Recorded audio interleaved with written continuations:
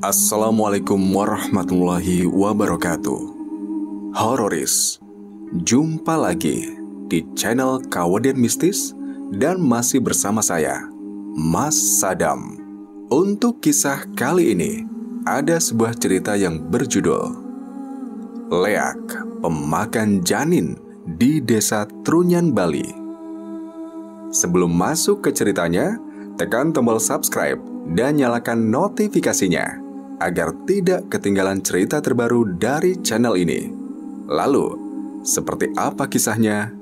Ini dia, Leak, Pemakan Janin di Desa Trunyan, Bali. Angin dini hari berembus pelan di antara pepohonan yang menaungi Desa Trunyan, sebuah desa tua di lereng Gunung Batur, Bali. Di tengah keheningan malam, hanya suara kodok dan dengus angin yang terdengar, seolah alam sedang menahan nafas. Di sebuah rumah sederhana beratapkan ijuk, seorang ibu muda bernama Ni Komangluh tergolek lemas di atas balai bambu. Wajahnya pucat pasi, matanya kosong menatap langit-langit. Tangannya menggenggam erat selendang bayi, sementara kain sarung di perutnya berlumur darah segar. Di sudut ruangan, seorang dukun tua duduk bersila. Tubuhnya kurus, kulitnya keriput, namun sorot matanya tajam menembus kegelapan. Jero Mangku Arya, sang dukun, menggelengkan kepala dengan wajah murung. "Janinnya hilang begitu saja," gumamnya lirih, hampir tak terdengar. "Bagaimana bisa?" seru suami Komang, Wayan Tirta, dengan suara parau dan mata merah karena tangis yang tak tertahan. "Dia sudah hamil 7 bulan. Tak ada tanda-tanda keguguran. Tapi sekarang perutnya rata." Jero Mangku Arya tidak menjawab. Ia hanya menaburkan abu dupa ke atas bara dalam tempurung kelapa. Asap tipis mengepul, membawa aroma kemenyan yang menyesakan. "Ini bukan urusan duniawi lagi," katanya akhirnya. "Ini ilmu tua, ilmu leak." Wayan mundur satu langkah. Kata itu, leak, tak sembarang diucapkan di desa mereka. Terlarang, tabu, dan penuh ketakutan. Ilmu hitam kuno, warisan leluhur yang dipercaya dapat mengubah manusia menjadi makhluk mengerikan, terbang di malam hari untuk menghisap darah, memakan janin, dan menebar petaka. "Kau yakin?" tanya Wayan nyaris berbisik. Jero Mangku mengangguk perlahan. 3 ibu hamil di desa kita mengalami hal yang sama bulan ini, dan semuanya terjadi pada malam tilem saat bulan mati. Ada kekuatan tua yang terbangun kembali, kekuatan yang seharusnya sudah terkubur bersama para leluhurnya. Wayan menunduk, suasana terasa makin berat, hening menyesakan menyelimuti ruangan. Hanya suara api yang sesekali berderak. Lalu dari kejauhan, lolongan anjing terdengar panjang, diikuti bunyi gong kecil dari arah pura desa. "Pura dalam, penjaganya sudah gelisah," gumam Jero Mangku. Malam itu, Jero Mangku memutuskan mengunjungi pura tua yang konon berdiri sejak zaman Bali kuno. Ia membawa peralatan upacara, dupa, air suci, dan seekor ayam hitam sebagai caro atau tumbal kecil. Bersama Wayan, mereka mendaki jalan setapak yang diselimuti kabut dan bau kemenyan. Pura dalam berdiri sunyi di tengah hutan, terpisah dari perkampungan. Di sana, arwah leluhur dan roh penunggu dipercayai bersemayam. Tapi malam itu, udara di sekitarnya terasa lain, lebih dingin, lebih pekat, seperti ada mata yang mengintai dari balik pepohonan. Begitu mereka memasuki halaman pura, Wayan mematung. Di pelataran, tampak bayangan sosok tubuh menggeliat di atas batu sesajen. Sosok itu kurus, kulitnya menghitam, rambutnya panjang dan kusut, mulutnya menganga lebar, lidah menjulur menjilat udara, dan di dadanya terdapat kantung seperti janin yang tumbuh dari luar tubuhnya. "Leak!" desis Jero Mangku menggenggam trisula kecilnya. Sosok itu memutar kepala, berputar sepenuhnya ke belakang, menatap mereka. Matanya merah menyala. Lalu dengan jeritan melengking, makhluk itu melesat ke udara dan lenyap ditelan kegelapan. Wayan jatuh terduduk. Jero Mangku mengejar sosok itu dengan langkah cepat, namun kabut tebal sudah menutup pandangan. Dari balik semak terdengar suara rintihan bayi lirih, pelan, seperti datang dari dunia lain. Di antara pepohonan, suara-suara aneh berbisik dalam bahasa kuno. "Aji wayasane wenten, rua pineda, ngametuang manah iraga." Yang artinya, ilmu tua yang bangkit kembali. Dualitas telah membelah hati mereka. Dan saat Jero Mangku kembali ke sisi Wayan, ia tahu satu hal pasti. Leak belum punah. Mereka bersembunyi, menunggu waktu, dan sekarang mereka lapar. Wujud Leak tak pernah sama, karena ia adalah makhluk yang terlahir dari niat buruk dan kehausan abadi akan kekuatan. Tapi ada bentuk khas yang muncul saat ritual puncak atau saat mereka menunjukkan kekuatan sejatinya. Tubuhnya tinggi, jauh melebihi manusia biasa, kadang mencapai 2 meter lebih. Namun seolah melayang tanpa menyentuh tanah. Kakinya berupa kabut hitam pekat yang menggulung seperti asap dari dupa, bergerak, berputar, seperti api kecil yang tak padam. Tapi bagian atas tubuhnya tampak padat, berotot seperti manusia, namun dengan kulit yang mengkilap, basah seperti daging mentah. Wajahnya adalah mimpi buruk yang menolak bentuk.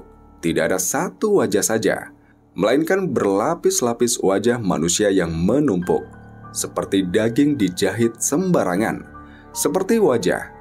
Setiap wajah memiliki ekspresi berbeda, marah, menangis, tertawa, bisu, dan yang paling menonjol adalah wajah tengah, wajah utama, yang memiliki mulut besar selebar dada, dipenuhi gigi tajam berlapis, seperti sirip ikan pari.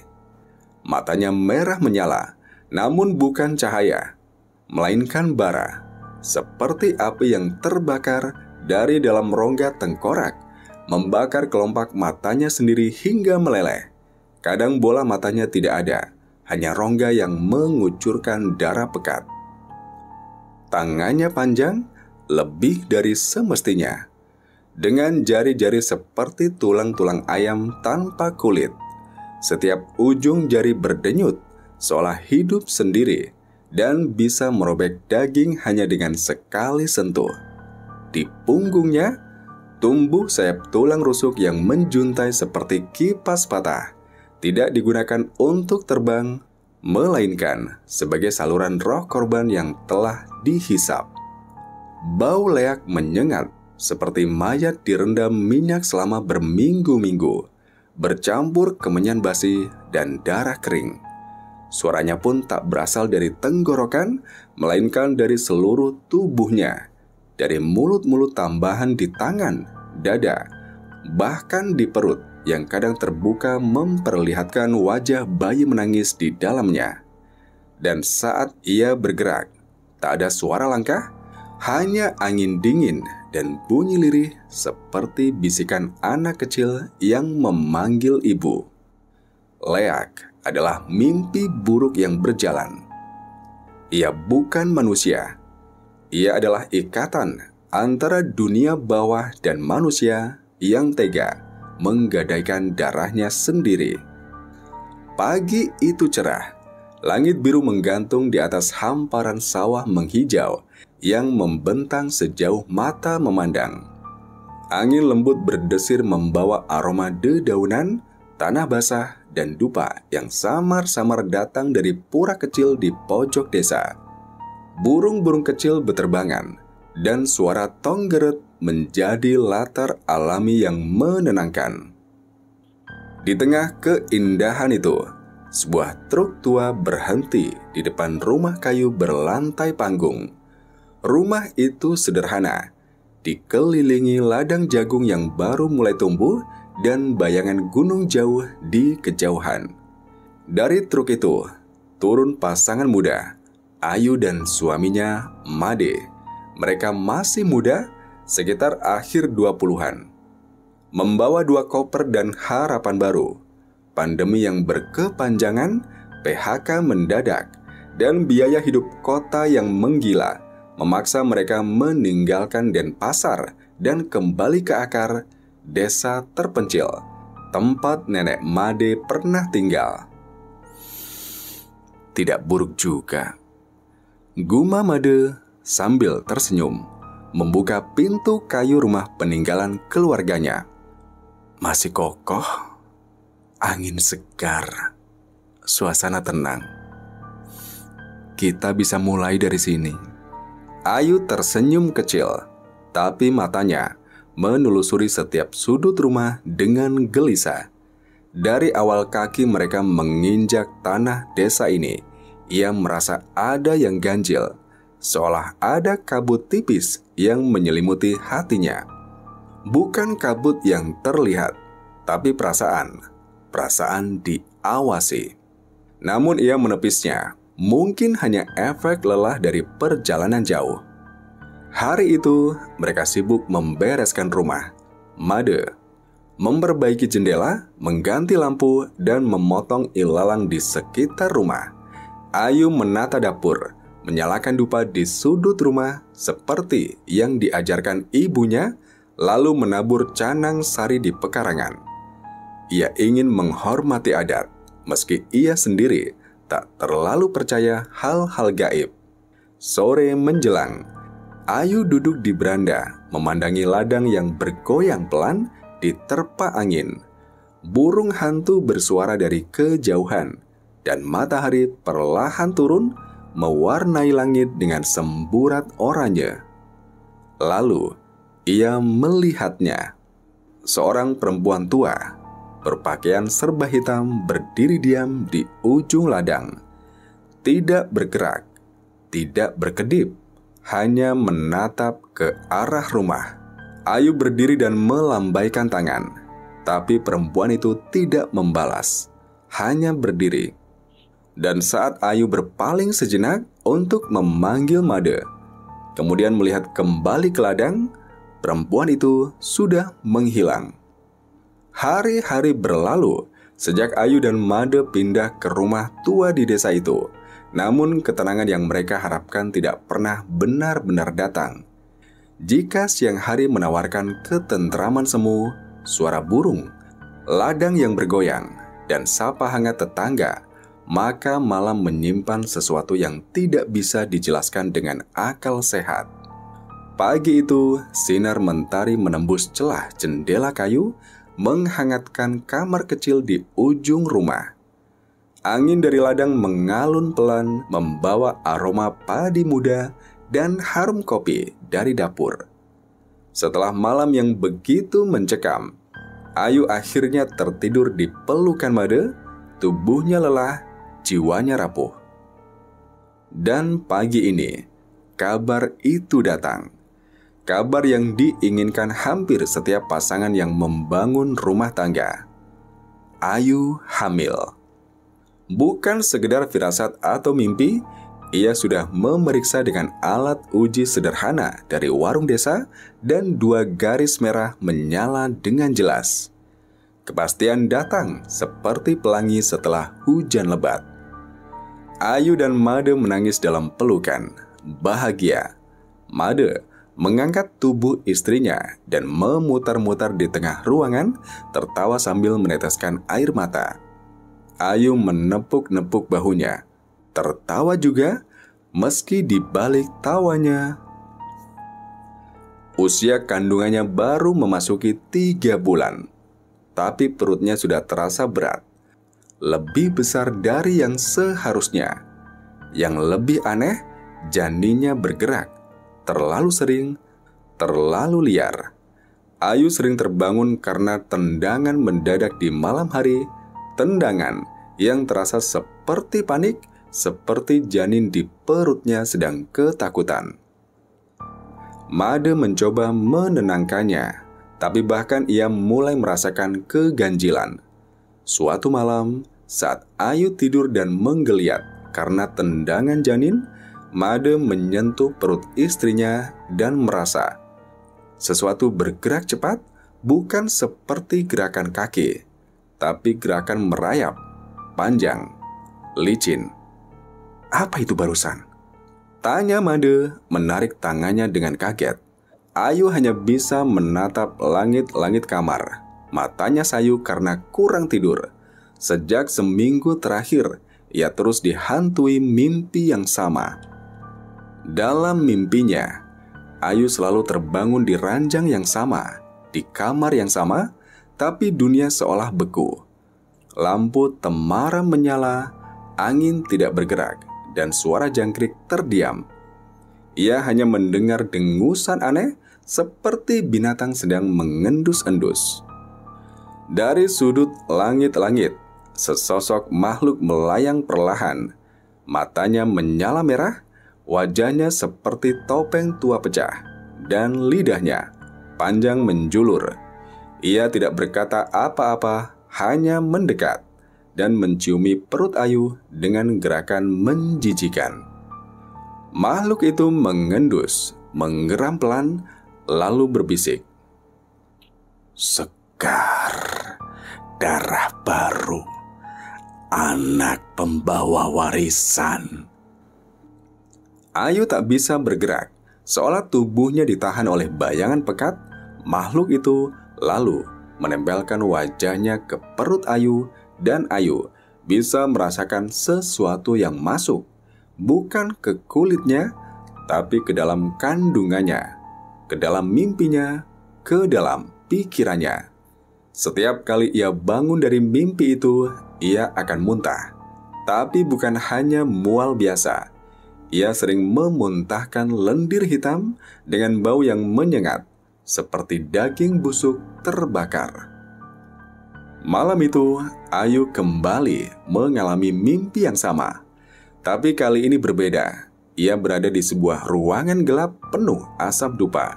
Di sekelilingnya, ada banyak perempuan duduk bersila. Semuanya berpakaian hitam dan memakai kain penutup kepala. Mereka melantunkan mantra dalam bahasa kuno. Di tengah ruangan ada sesajen, seekor ayam hitam dengan mata yang telah dicungkil, sebuah kendi berisi darah, dan sebuah tengkorak kecil yang dililit benang merah. Ayu hendak berteriak, tapi tubuhnya kaku. Lalu, dari balik kabut, muncullah sosok perempuan tua, wajahnya penuh luka bakar, matanya putih kosong, dan di tangannya ada pisau dari tulang. Perempuan itu menunjuk ke arah perut Ayu. Warisan itu tidak untukmu, anak kota.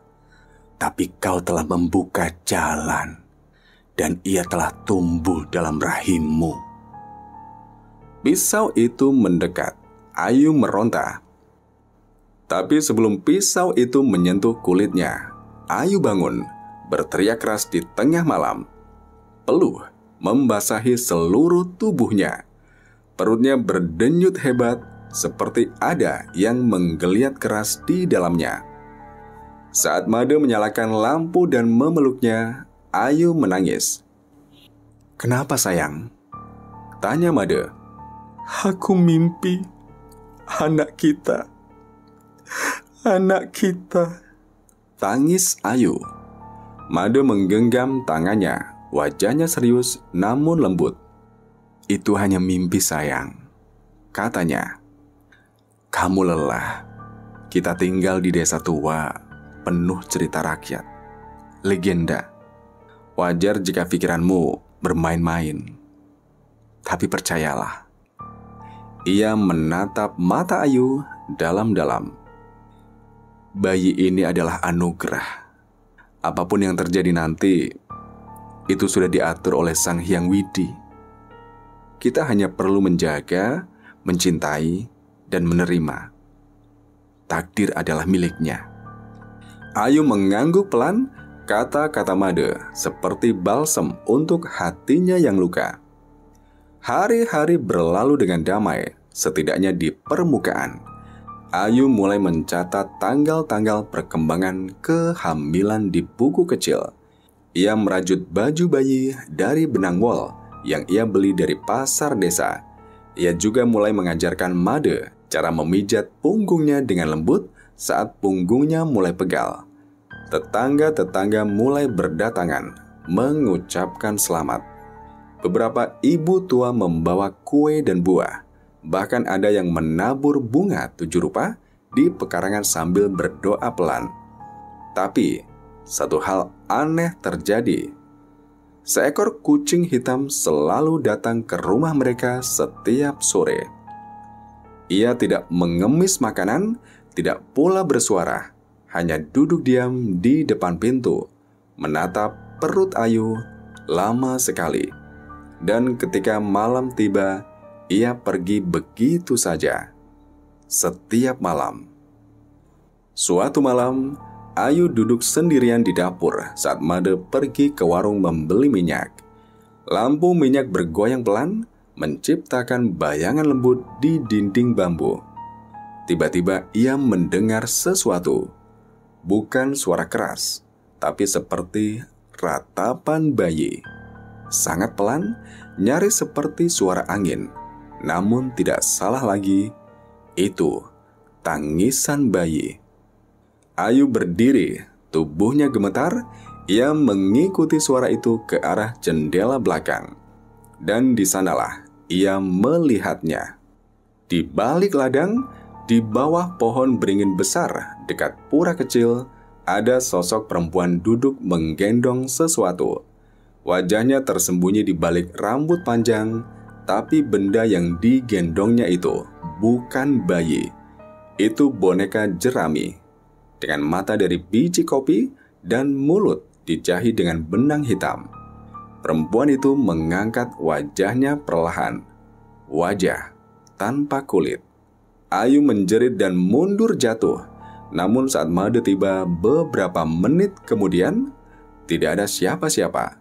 Hanya angin yang bermain di antara daun dan suara jangkrik yang kembali ramai seolah menertawakan kegelisahannya. Malam itu, Ayu tidak bisa tidur. Ia menatap langit-langit sambil memeluk perutnya, berharap gerakan janin di dalamnya tenang, tapi justru sebaliknya. Janin terus bergerak seperti melawan sesuatu, seperti merasa terancam. Ia lalu teringat kembali akan mimpi itu, dan satu kalimat dari makhluk dalam mimpinya kembali terngiang.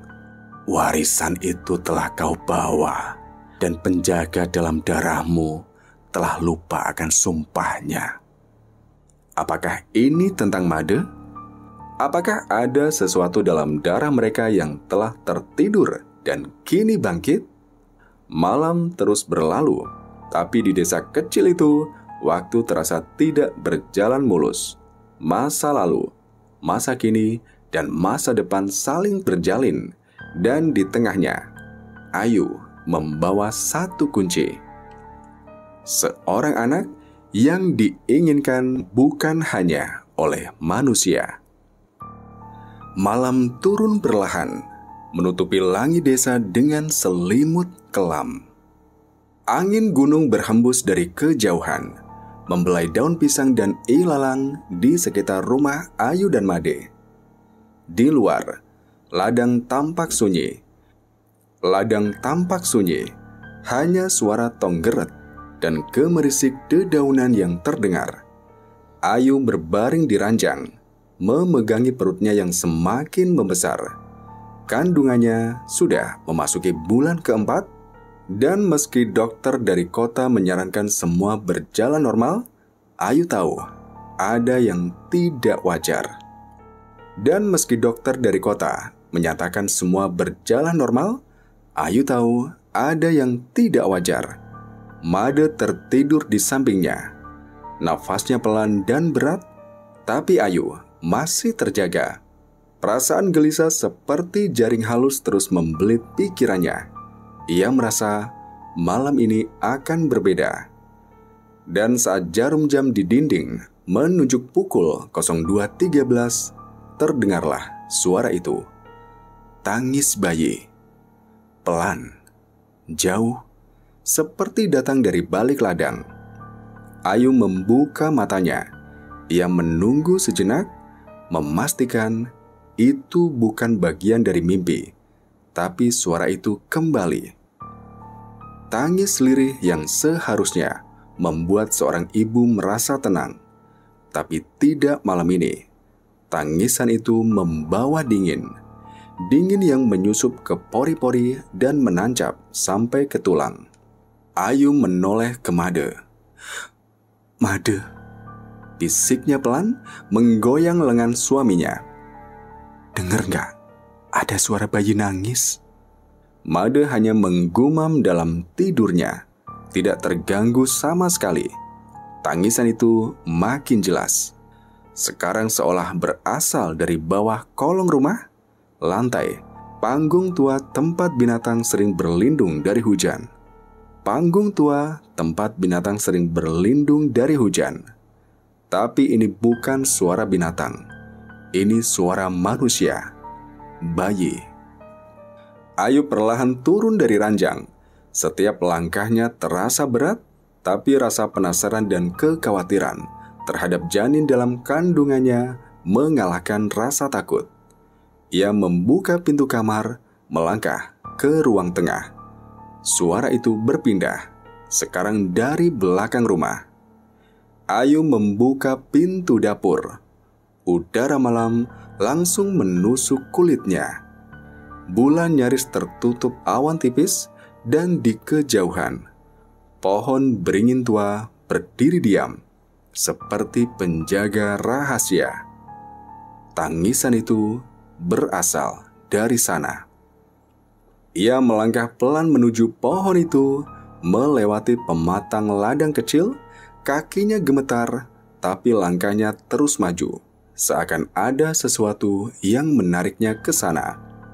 Di bawah pohon beringin ia melihatnya. Gendongan bayi berwarna merah tergantung di salah satu akar menggantung. Bergoyang pelan, kosong. Tapi suara tangis masih terdengar dan sekarang sangat dekat. Ayu mendekat.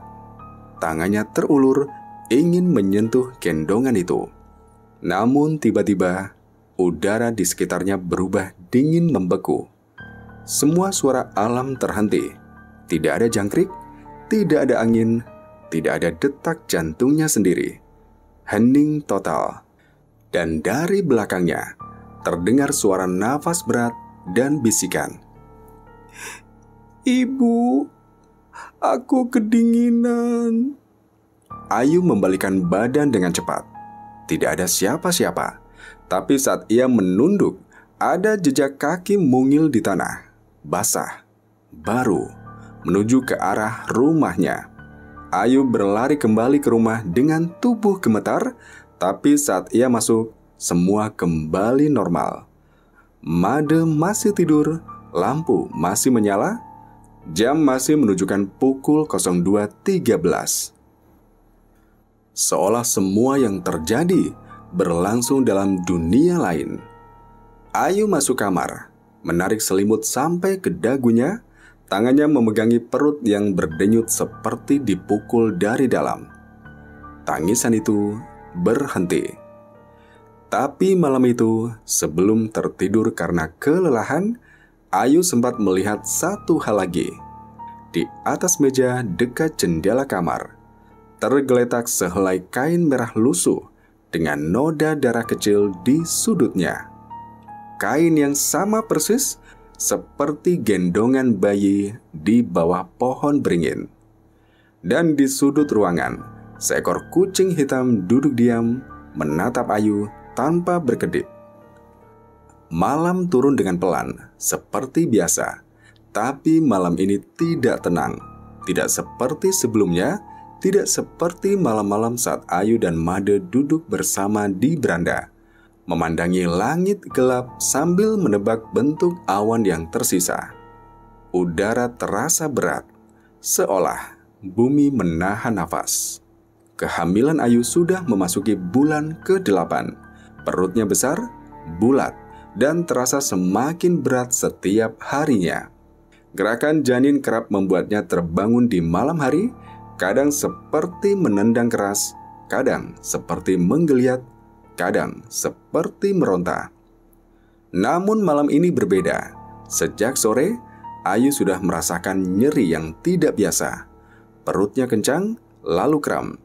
Ia mencoba tidur lebih awal, berharap rasa sakit itu hanya keluhan biasa jelang hari persalinan. Tapi menjelang tengah malam, rasa sakit itu berubah menjadi sesuatu yang jauh lebih buruk. Darah, begitu banyak darah. Spray tempat tidur basah oleh cairan hangat dan kental berwarna merah gelap. Ayu terbangun dengan jeritan tertahan, tubuhnya menggigil dan pandangannya mulai kabur. Made. Suaranya bergetar, nyaris tak terdengar. Made, tolong. Made terbangun, wajahnya langsung berubah, tapi bukan panik. Ia terlihat tenang, terlalu tenang, seolah ia sudah tahu ini akan terjadi. Tanpa banyak bicara, Made menggendong Ayu ke mobil tua mereka. Jalanan desa sepi, hanya suara mesin dan deru angin malam yang menemani. Ayu berpegangan pada sandaran kursi, tubuhnya lemas, namun pikirannya berteriak keras. Ia tahu, bayinya dalam bahaya. Setibanya di rumah sakit kecil desa, beberapa perawat bergegas membawa Ayu ke ruang pemeriksaan. Tubuhnya gemetar di atas ranjang besi, darah terus mengalir tanpa henti. Seorang dokter muda dengan wajah cemas segera memeriksanya, memanggil bidan dan staf tambahan. Suasana menjadi kacau, suara langkah kaki, perintah cepat, detak alat monitor, dan gemuruh ketakutan dalam dada Ayu berpadu menjadi satu. Lalu, hening. Dokter itu menatap layar USG, lalu menatap Ayu. Kemudian menatap Made yang berdiri di pojok ruangan. Dan dengan suara pelan seperti menahan keterkejutan, ia berkata, "Maaf, Bu Ayu, tapi janinnya tidak ada." Ayu mengerjap. "Apa maksudnya, Dok?" Suaranya melengking. Tubuhnya berusaha bangun meski ditahan suster. "Dalam rahim ibu tidak ada janin. Tidak ada tanda-tanda pernah mengandung. Tidak ada sisa jaringan, tidak ada kantung ketuban. Bahkan tidak ada luka seperti pasca keguguran." Dokter itu menelan ludah, seolah tidak pernah ada apa-apa di dalam sana. Seolah tidak pernah ada. Dunia Ayu runtuh seketika. Ia menjerit, mencoba memegangi perutnya yang kosong. Rasa sakitnya belum hilang, tapi rasa perih di dadanya jauh lebih mengoyak. "Tidak mungkin.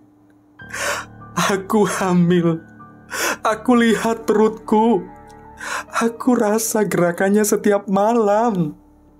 Tangisnya pecah, menggema di ruang putih yang sunyi. Ia memohon, menjerit, memaksa dokter untuk memeriksa lagi.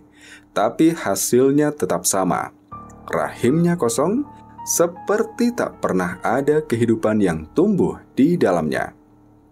Di sudut ruangan, Made berdiri diam, wajahnya pucat tapi tidak terguncang, tidak menunjukkan reaksi apapun, tidak terkejut, tidak takut, tidak sedih. 3 hari setelah kepulangannya dari rumah sakit, Ayu duduk diam di balai bambu belakang rumah, menatap ladang yang menguning di kejauhan dengan mata kosong. Angin desa berembus pelan, membawa suara dedaunan dan bunyi lonceng kecil dari pura desa yang terdengar seperti ratapan dari masa lalu. Perutnya masih terasa berat meski kini tak ada lagi kehidupan di dalamnya. Tapi yang lebih berat adalah sepi yang mendadak menggantikan kehadiran yang selama ini ia rasakan. Tendangan kecil di malam hari, gerakan menggelitik saat ia membelai perutnya, atau degup pelan yang dulu menenangkannya setiap waktu. Semua hilang seolah tak pernah ada. Hari itu langit sedikit mendung. Hujan tipis turun seperti kabut. Saat itulah Niluh datang, diam-diam menyelinap ke halaman belakang. Perempuan parubaya yang tinggal di rumah paling timur desa itu dikenal pendiam, misterius, dan jarang ikut dalam pertemuan adat. Wajahnya dibungkus keriput, tapi sorot matanya tajam seperti tahu lebih banyak dari orang lain. Ayu semula tidak menyadari kehadirannya. Tapi ketika Niluh duduk di sampingnya dan menghela nafas panjang, Ayu perlahan menoleh. "Maafkan aku, Ayu, tapi aku harus bicara. Kau tidak sendiri." Ayu tidak mengerti. Wajahnya bingung, tubuhnya masih rapuh. Tapi Niluh melanjutkan dengan suara lirih, seperti takut terdengar oleh angin. "Bayi itu diambil oleh leak. Mereka lapar, Ayu. Mereka haus darah dari rahim, dan kau bukan yang pertama." Ayu menahan nafas. Perkataan Niluh menampar keras, seperti membuka kembali luka yang baru mulai mengering. Matanya membelalak, tangannya mengepal. "Apa maksudmu diambil? Maksudmu janinku memang dicuri?" Niluh mengangguk perlahan. Matanya menatap jauh ke arah bukit di ujung desa, tempat pohon beringin tua berdiri seperti penjaga dunia yang tak terlihat. Lalu ia mulai bercerita tentang 3 perempuan lain, pendatang sepertinya, yang pernah tinggal di desa ini dalam 2 tahun terakhir. Semua hamil, semua sehat, tapi semua kehilangan janinnya tanpa jejak, dan rumah sakit pun tak bisa menjelaskan. "Mereka bukan keguguran, tapi diambil," katanya, suaranya makin pelan. "Leak mengambil mereka saat malam, saat ibu hamil lemah dan roh mereka keluar sesaat dari tubuh karena tidur. Bayinya disedot perlahan dari alam kasat ke alam gaib. Kau pasti pernah mimpi seperti terbang, atau seperti sesuatu menyentuh perutmu." Ayu mengangguk, pelan, tubuhnya gemetar. Mimpi itu makhluk bersayap, terbang, menciumi perutnya saat tidur. Ia pikir itu hanya bunga tidur, tapi ternyata itu nyata. Niluh menatap Ayu dengan tatapan penuh belas kasih. Ketiga perempuan itu juga bermimpi hal yang sama. Mereka semua melihat bayangan hitam, mereka mendengar suara tangisan bayi, dan mereka semua dibisiki, "Tukarkan anakmu untuk keselamatanmu." Ayu memejamkan mata, air matanya mengalir. Dunia seolah terbalik. Segala yang ia pegang sebagai kenyataan cinta, harapan, masa depan bersama sang buah hati, semuanya kini ternoda oleh bayangan gaib yang menari di bawah rembulan. "Kenapa desa ini?" bisiknya. Niluh menarik nafas dalam-dalam. "Karena di tanah ini masih tersisa warisan gelap, ilmu leah kuno yang dulu dilarang, tapi tidak pernah benar-benar mati. Beberapa keluarga tua masih memelihara kekuatan itu, sembunyi di balik senyum dan dupa. Mereka mengorbankan kehidupan agar terus berkuasa, agar sakit dan maut tidak menyentuh mereka. Dan tubuh bayi yang belum lahir adalah santapan paling sakral bagi mereka." Ayu merasa pingsan berdiri pun tidak akan cukup untuk menggambarkan runtuhnya dirinya saat itu. Dunia terasa goyah. Semua warga yang ia temui selama ini, senyum-senyum mereka, ucapan selamat atas kehamilannya, bahkan persembahan kecil yang mereka beri mungkin bukan bentuk kepedulian, tapi tanda perpisahan karena mereka tahu anaknya akan diambil. Di tengah keheningan itu, Niluh menyentuh tangan Ayu. "Tapi masih ada waktu. Kalau kau ingin kembalikan bayimu, kita harus mulai mencari siapa pelakunya. Leak tidak bisa mengambil tanpa jalur. Mereka butuh wadah, butuh penghubung, seseorang yang dekat denganmu." Ayu membeku. Penghubung? Seseorang yang dekat?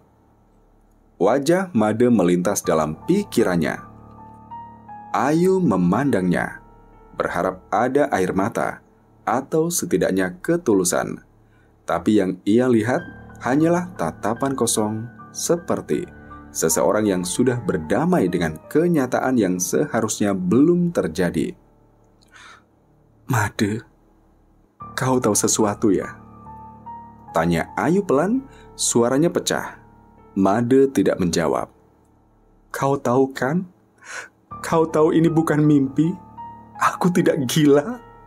Tetap tidak ada reaksi. Dokter dan suster perlahan keluar, memberi waktu bagi mereka berdua. Tapi keheningan itu berubah menjadi jurang yang memisahkan mereka. Ayu menangis tanpa suara. Tangannya gemetar, memegang perutnya sendiri, dan kini terasa kosong, terlalu kosong. Namun yang paling menghantui bukanlah kehilangan itu, melainkan kenyataan bahwa tidak ada yang percaya ia pernah mengandung. Tidak ada catatan medis, tidak ada hasil pemeriksaan sebelumnya. Buku kehamilan hilang entah kemana. Foto USG di ponselnya lenyap. Semua seperti terhapus. Dan hanya Ayu yang masih mengingat tangisan bayi di malam hari, tendangan dalam perut, dan mimpi-mimpi aneh itu. Ia menggenggam tangan Made, matanya penuh amarah dan kesedihan. "Kau sembunyikan apa dariku, Made?" bisiknya. Malam itu tidak seperti malam biasanya. Angin berbus kencang dari arah bukit, meniup tirai-tirai tipis jendela rumah Ayu dengan keras, seperti tangan-tangan tak kasat mata yang mencoba membuka paksa rahasia gelap yang telah lama terkubur. Di luar, suara anjing menggonggong terus-menerus, tidak seperti biasanya. Gonggongan mereka bukan karena orang lewat, tapi lebih seperti menandai sesuatu yang tak terlihat, makhluk yang bukan dari dunia ini. Ayu tak bisa tidur. Dadanya sesak, pikirannya kacau. Kata-kata Niluh terus berputar di kepalanya. Leak butuh penghubung, seseorang yang dekat denganmu. Dan semakin ia mengingat setiap detail kejanggalan sejak awal kehamilan, semuanya mengarah pada Made. Terlalu tenang saat kehilangan anak mereka, tidak kaget saat dokter berkata rahimnya kosong, bahkan saat dia menangis histeris, Made hanya memeluknya sebentar, tanpa air mata, tanpa luka di matanya. Jam menunjukkan pukul 2 dini hari ketika Ayu mendengar suara aneh dari luar rumah. Seperti sesuatu yang menggesek genteng, diiringi suara lolongan panjang dan aneh, lebih seperti suara manusia yang dipaksa menyerupai binatang. Ia bangkit perlahan, membuka sedikit jendela kamarnya yang menghadap ke kebun pisang belakang rumah. Matanya membelalak. Di tengah kegelapan malam, di bawah cahaya bulan sabit, sebuah bola api melayang pelan, memutari pekarangan. Api itu tidak seperti obor atau lentera. Api itu hidup, menyala tanpa sumber, melayang seolah bernafas. Lalu dari balik pohon pisang, muncul sosok lain, berjalan perlahan dengan kaki manusia, namun wajahnya setengah rubah, setengah manusia. Namun wajahnya setengah rubah, setengah manusia. Kulitnya abu-abu, matanya merah menyala, dan mulutnya mengeluarkan suara berdesis seperti memanggil. Desa yang selama ini tampak sunyi dan damai perlahan menampakkan wajah aslinya.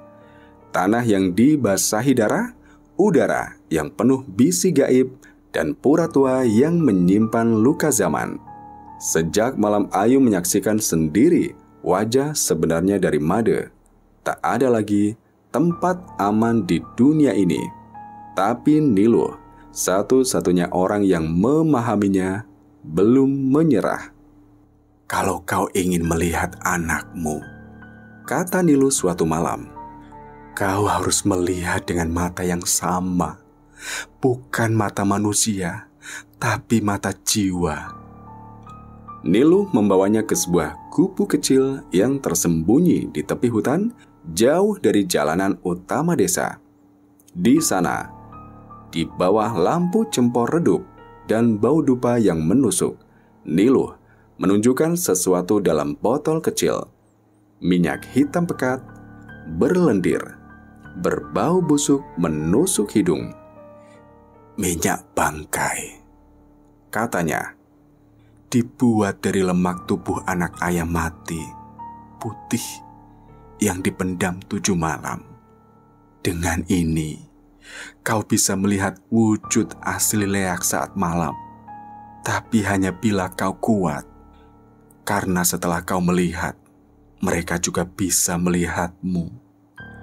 Ayu menahan mual saat Niluh mengoleskan setetes minyak itu ke kelopak matanya.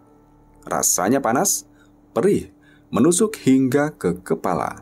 Pandangannya sempat buram, lalu seketika semua berubah. Dunia di sekitarnya seolah bergetar. Udaranya jadi lebih berat. Bayangan tampak menari di pojok ruangan saat keluar dari gubuk. Ayu menatap desa dengan mata barunya. Apa yang dulunya rumah penduduk, kini terlihat remang. Beratap hitam seperti terbakar. Pohon-pohon menghitam, dan dari setiap atap rumah menjuntai bentuk samar, wajah-wajah makhluk yang tak sepenuhnya manusia. Leak. Mereka ada di mana-mana, bersembunyi di balik wajah-wajah ramah. Niluh memeluknya dari belakang. "Ritual terakhir akan berlangsung saat gerhana bulan malam ke-33. Malam itu, tubuh dan roh mereka menyatu penuh, dan mereka akan menanam tumbal baru, seperti yang telah mereka lakukan pada bayi-bayi sebelumnya." Ayu tak bisa menunggu lebih lama. Ia harus tahu di mana tubuh anaknya dikubur. Ia harus menyaksikan semuanya. Maka malam itu, saat bayangan bulan mulai menelan cahaya, Ayu menyusup diam-diam ke pura tua di ujung hutan, tempat yang bahkan penduduk desa pun jarang datangi. Pura itu tua, retak, dipenuhi sulur dan akar pohon besar yang tumbuh seperti urat di tubuh raksasa tidur. Langit gelap, gerhana mulai terjadi. Angin menderu seperti bisikan ribuan mulut. Ayu bersembunyi di balik reruntuhan batu bata suci yang hancur. Dari celah di dinding pura, ia melihat puluhan orang berkumpul mengenakan pakaian upacara hitam. Tidak ada suara gamelan, tidak ada dupa harum. Hanya lilin merah menyala dan bau daging mentah yang menguar dari sesaji. Di tengah lingkaran mereka berdiri Made, suaminya. Tapi kini tubuhnya dilumuri minyak. Matanya memerah seperti bara dan kulitnya tampak menebal seperti kulit kerbau. Ia berdiri diam seperti menunggu sesuatu. Seorang tetua yang wajahnya Ayu kenali sebagai pemangku pura yang dulu pernah menyambut mereka pindah, maju membawa kendi tanah liat besar. Dari dalam kendi dikeluarkan benda berdarah yang dibungkus kain putih. Masih basah, masih utuh. Itu janin anaknya. Ayu menahan teriak, air matanya mengalir, tapi tubuhnya tak bisa bergerak. Suara-suara mulai terdengar, gumaman dalam bahasa Bali kuno, penuh tekanan dan lirik tajam. Satu persatu para peserta mulai berubah bentuk. Wajah-wajah mereka meregang, kulit mengelupas, lidah memanjang. Ada yang berubah menjadi anjing hutan dengan kepala manusia, ada yang melayang seperti tali usus yang terbakar. Lalu, Made pun berubah. Tubuhnya menggembung, dan dari punggungnya keluar sepasang sayap kelelawar berdarah. Giginya memanjang, dan dari mulutnya ia mengeluarkan lolongan rendah bercampur tawa. Aku korbankan darahku agar keturunanku hidup abadi. Ritual dimulai. Janin kecil itu diangkat dan pusar ari-arinya dipotong dengan belati hitam. Ayu jatuh berlutut, menangis tanpa suara. Tapi malam belum usai. Di sisi kirinya, Niluh muncul, entah dari mana, membawa kendi kecil dan daun sirih berdarah. Saat itu, langit benar-benar hitam, gerhana sempurna, dan pintu antara dunia roh dan dunia manusia telah terbuka. Langit malam menutup rapat cahayanya, digerus oleh bayang gerhana sempurna. Tak ada bintang, tak ada rembulan, hanya kegelapan pekat yang terasa hidup menggeliat di udara. Pura tua itu kini bagaikan altar neraka. Api lilin berwarna merah darah menari liar, melempar bayang-bayang menggila ke dinding batu purba yang berlumut. Para leak telah berubah wujud sepenuhnya. Bentuk mereka tak bisa dijelaskan oleh logika manusia. Ada yang berkulit seperti ular, ada yang tak memiliki mata, tapi mulutnya berjejer dari dada hingga perut. Dan di tengah mereka, Made berdiri sebagai pusatnya, pemimpin ritual, berwujud sosok besar setinggi 2 meter, tubuhnya seperti asap pekat yang berdenyut, dengan wajah yang berlipat-lipat, setiap lipatan menjadi mulut yang tersenyum, mengejek, berbisik, dan menjerit dalam satu waktu. Ayu, kau kan sudah kuserahkan segalanya, tapi kau pilih melawan. Ayu berjalan maju ke tengah lingkaran sesajen dengan langkah gemetar tapi teguh. Tubuhnya lemah, jiwanya koyak, tapi amarah dalam darahnya menolak tunduk. Di tangannya, kendi kecil air suci pemberian Niluh yang telah dicampur dengan sirih darah dan bunga cempaka kuburan. Itu anakku, Made. Itu anakku, Made. Suaranya pecah, tapi tegas. Kau bisa serahkan hidupmu pada iblis, tapi tidak tubuh anakku, tidak jiwanya. Made, atau apapun makhluk itu sekarang, mengangkat tubuh bayangan hitamnya, memekik keras hingga lilin di altar berkedip. Mulut-mulutnya bergerak bersamaan, menjerit, dan tertawa seperti ribuan jiwa yang tersiksa. Dia telah kami punyai. Ritual ini tidak bisa dibatalkan. Ayu melompat ke altar dengan keberanian terakhirnya, dan dengan seluruh kekuatan dari luka batin dan air matanya, ia memercikan air suci langsung ke batu tempat janin dibaringkan.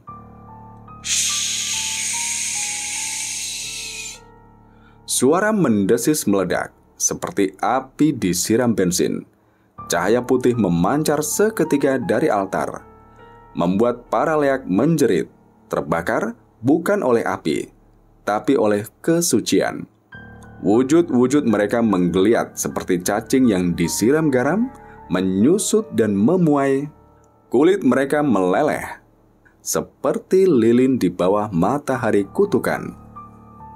Made menjerit, bukan hanya dari satu mulut, tapi dari semua mulut di wajahnya. Ia berputar liar, tubuh asapnya mengembun menjadi sosok manusia yang penuh luka, lalu berubah lagi menjadi sosok bayangan tinggi setinggi pohon kelapa, dengan kaki tak menyentuh tanah dan wajah penuh lubang-lubang mulut yang masih tertawa di antara jeritan. Kau bukan istriku lagi, Ayu. Kau pengkhianat darahku. Ayu tak mundur. Air suci tersisa sedikit di kendi. Ia melafalkan doa-doa yang diajarkan Niluh sambil menggenggam tali ari-ari kering yang sempat dia curi diam-diam dari tempat sesajen. Simbol ikatan antara ibu dan anak. Aku bukan milikmu. Anak kita juga bukan. Aku bukan istrimu. Aku adalah ibu yang sedang merebut kembali jiwanya. Leak Made melesat ke arah dengan suara seperti badai, deru angin, lolongan serigala, suara bayi menangis, dan derit tulang hancur semuanya bersatu. Tapi saat tubuh bayangan itu menyentuh lingkaran air suci yang mengitari altar, brak! Seperti disambar petir dari dalam bumi, tubuhnya terpental dan terbelah dua, mulut-mulut di wajahnya menjerit parau. Pura berguncang, api lilin padam serentak, udara terhisap, dan satu persatu leak lain melarikan diri ke hutan, meleleh ke dalam tanah, atau terbakar diam di tempat. Bayi kecil yang tadi diletakkan di atas altar, kini tinggal seberkas cahaya, melayang tenang dan perlahan menyentuh dada Ayu.